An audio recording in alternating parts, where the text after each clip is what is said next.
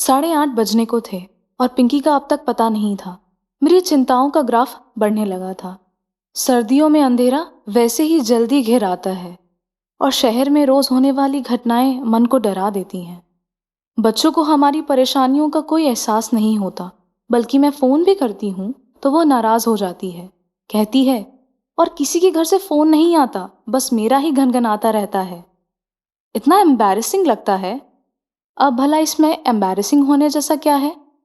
तुम्हारे दोस्तों के घर वाले लापरवाह हैं तो है, मैं क्या करूं? मैं तो उतनी बेफिक्र नहीं हो सकती ना। ये घर में होते हैं तो हर 5 मिनट पर मुझे कूल डाउन की सलाह देते हैं, पर आज ये भी टूर पर है। सारा टेंशन मुझे अकेले ही झेलना है। जब घर में बैठना असंभव हो गया तो शॉल ओढ़कर गेट पर जाकर खड़ी हो गई। बिटिया की राह देखी जा रही है। अंधेरे में एक प्रश्न उछला। मैं बुरी तरह चौंक गई। देखा, बगल वाली अम्मा जी शॉल लपेटे कुर्सी पर विराजमान हैं। मैं मुड़कर उनसे मुखातिब हो गई। कंपाउंड वॉल पर टिकते हुए कहा, ओरी देखिए ना, अंधेरा कैसा हो रहा है। इतनी रात अकेले आती है तो चिंता होने लगती है। वह अकेले नहीं आती, एक लड़का घर तक छोड़ने आता है। मैं चकित होकर उन्हें देखती रह गई। पिंकी ने उनका नाम चुंगी नाका रखा है। वह गलत नहीं है। अपने बरामदे में बैठकर वह पूरे मोहल्ले की खोज खबर रखती हैं। थोड़ा बुरा भी लगा। जरा सी तुष्टि के साथ पूछा, आप अब तक यहाँ ठंड में क्यों बैठी हुई हैं? अरे बेटा अभी अभी दफ्तर से लौटा है, उसका चाय नाश्ता हो जाने दो, फिर भीतर जाऊंगी। मतलब?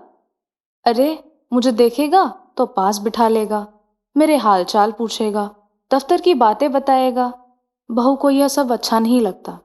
कहती है शादी क्यों की, जिंदगी भर अम्मा के पल्लू से बंधे रहते। कहते हुए उन्होंने शॉल और कसकर लपेट ली। मैं चुप हो गई। हर घर की अपनी समस्या होती है, उससे खुद ही निपटना पड़ता है। बाहर वाला कुछ नहीं कर सकता। इस समय तो मैं अपनी ही चिंता से ग्रस्त थी। दूसरे की मदद क्या करती? मुझे ज्यादा प्रतीक्षा नहीं करनी पड़ी। कुछ ही देर में मेरी समस्या यानी कि पिंकी रानी पधार गई। साथ में वह लड़का भी था। पिंकी बाहर से ही चिल्लाई, मम्मा वहां ठंड में क्या कर रही हो? अब उस लड़के ने मुझे देखा। नमस्ते आंटी। नमस्ते बेटा, आओ भीतर आओ, गर्मा गर्म कॉफी पिलाती हूँ। स्कूटर बाहर खड़ा करके वह निसंकोच भीतर चला आया। रोज तो बाहर से ही चले जाते हो, आज पकड़ाई में आए हो। प्रियंका ने कभी बुलाया ही नहीं। मैं तो रोज आ जाऊंगा। मैंने फटाफट कॉफी बनाई, सूखे नाश्ते के साथ सर्व की और कॉफी पीते हुए उससे ढेर सारी बातें पूछ डाली। जब वह चला गया तो मैंने जैसे अपने आप से कहा, लड़का अच्छा है ना? कहीं तुम इसके साथ मेरा गठजोड़ करने की तो नहीं सोच रही हो? एक ही बैठक में उसके खानदान की सारी हिस्ट्री ज्योग्राफी पता कर ली, इसीलिए पूछ रही हूं। हर्ज क्या है? No mummy, he is just a friend. Coaching तक लाले ले जाने के लिए ठीक है, पर शादी के कतई लायक नहीं है। इतने मीडियोकर पर्सन से शादी की बात तो मैं सोच भी नहीं सकती। कैट की तैयारी कर रहा है। सो क्या ऐसे ही? पता है मम्मी, यह उसका तीसरा अटेम्प्ट है, तो तुम कौन सा पहली बार में ही निकल जाओगी? तुमसे तो बात करना ही बेकार है, उसने तुनक कर कहा और कपड़े बदलने चली गई। इन लड़कियों को समझना सचमुच बहुत मुश्किल है। पिछले साल तक सुनील नाम के एक लड़के से अच्छी खासी दोस्ती थी। दोनों ने टेबल टेनिस में कॉलेज को कई बार रिप्रेजेंट किया था। फिर एकाएक उसका आना बंद हो गया। मैंने पिंकी से पूछा तो बोली, जनाब खेल खेल में लाइफ पार्टनर बनाने के सपने देखने लगे थे। How rubbish. एक लड़का था रजत, 2-3 नाटकों में दोनों ने साथ काम किया था। लड़का सुंदर था, संपन्न भी। मुझे तो सुशील भी लगता था, पर पिंकी बोली, मम्मी उसे ऑफ स्टेज देखोगी ना तो तुम्हें मतली आ जाएगी। फिर उसके साथ काम क्यों करती हो? Because he is fine actor. कल को बॉलीवुड में जाकर बड़ा स्टार बन गया तो? नो चांस मम्मी, वो तो बस लोकल हीरो है। वहां तो ऐसे सैकड़ों मारे मारे फिरते हैं, कोई घास नहीं डालता। मैंने सुना है लड़कियां उस पर जान छिड़कती हैं। लड़कियां परले दर्जे की बेवकूफ होती हैं, तभी तो ऐसे लोगों की बनाती हैं। कई बार मेरे पूछने का मन होता है कि लाडो, तेरी नजर में कोई मिस्टर परफेक्ट है भी? उस दिन कॉलेज से लौटते ही बोली, मम्मी थोड़ा विटामिन एम स्पेयर करो, पार्लर जाना है। क्यों, कॉलेज में फंक्शन है कोई? फंक्शन तो है पर कॉलेज में नहीं है, बर्थडे पार्टी में जाना है। Kartik is throwing a party. Kartik? इतने दिनों कहाँ था? यहीं था, पढ़ाई में बिजी था, पीजी कर रहा था ना। एकाएक तुम्हें कैसे याद कर लिया? याद क्यों नहीं करेगा, मैंने उसे भूलने ही कब दिया है। हर साल बर्थडे पर विश करती हूँ, न्यू ईयर पर कार्ड भेजती हूँ। हाँ, पार्टी आज पहली बार दे रहा है। कार्तिक की पार्टी में खूब बन सवर कर गई थी, बार बार पूछ रही थी, मम्मी मैं ठीक लग रही हूँ ना? मेकअप बहुत गाढ़ा तो नहीं है? साड़ी बहुत जाजी तो नहीं है? वह सचमुच बहुत प्यारी लग रही थी। बाल भी ढंग से संवारे थे, कपड़े भी ढंग से पहने थे। ऐसा नहीं कि हमेशा की तरह कुछ भी ऊट पटांग पहन लिया और चल दिए। उसकी सज्जा से ही पता चल रहा था कि वह किसी को इम्प्रेस करने के लिए बेताब है। यह जानकर अच्छा भी लग रहा था। कार्तिक सचमुच अच्छा लड़का था। बहुत अरसे पहले वे लोग हमारे पड़ोसी थे। उसकी बहन कीर्ति पिंकी की क्लास में ही थी। माता पिता दोनों डॉक्टर थे, अक्सर बिजी रहते थे। कीर्ति का अधिकांश समय हमारे यहाँ ही गुजरता था। फिर मोहल्ले बदल गए, पर एक ही क्लास में होने के कारण कीर्ति और पिंकी की दोस्ती बनी रही।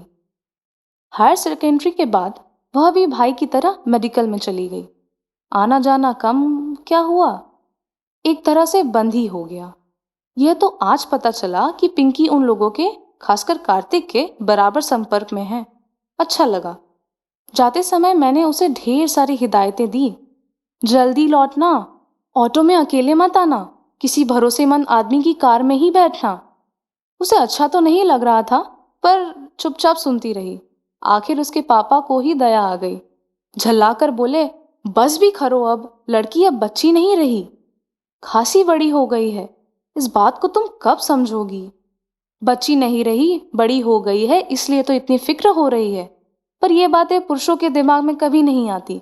फिक्र करने का जिम्मा जैसे माँ ने ही उठाया हुआ है। रात को वह लौटी थी तो काफी थकी थकी सी लग रही थी। मुझे आश्चर्य नहीं हुआ। जानती हूँ आजकल की पार्टियों में सिर्फ खाना पीना थोड़ी ही होता है। डांस के नाम पर अच्छी खासी हुड़दंग लीला होती है। शोर इतना कि कानों के पर्दे फट जाएं। कैसी रही पार्टी? मैंने पूछा। ठीक ही थी, उसने बेरुखी से कहा और सोने चली गई। अब मुझे ताज्जुब हुआ। और कोई दिन होता तो मुझे पूछने की जरूरत नहीं पड़ती, वो आते ही शुरू हो जाती। यह भी भूल जाती कि आधी रात हो रही है और मम्मी, जो उसके लिए अब तक जाग रही थी, सोना चाहेगी। पर आज तो उसे बात करना भी मुहाल लग रहा था। जाते समय जो उत्साह फूट पड़ रहा था, उसका लेश मात्र भी अब बाकी नहीं था। सुबह चाय के समय उसके पापा ने पार्टी के बारे में पूछा तो बोली, पापा पार्टी तो शानदार होनी ही थी। उसने अपनी एंगेजमेंट जो अनाउंस करनी थी। अरे वाह, किससे शादी कर रहा है? अपनी बैचमेट से। दोनों ने साथ में ही पीजी किया है। इसका मतलब है घर में डॉक्टरों की एक पूरी फौज तैनात है।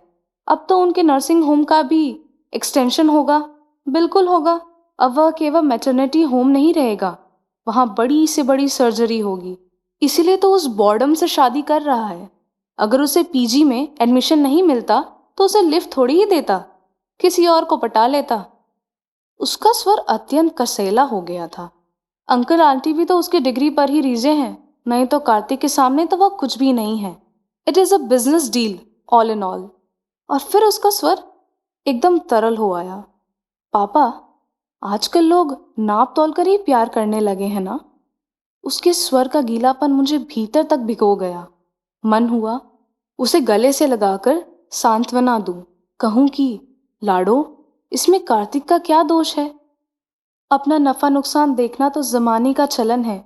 तुम भी तो इस इल्जाम से बरी नहीं हो। वैसे भी टूट कर प्रेम करने वाली पीढ़ी अब रही कहाँ? वे लोग तो कब के इतिहास बन गए।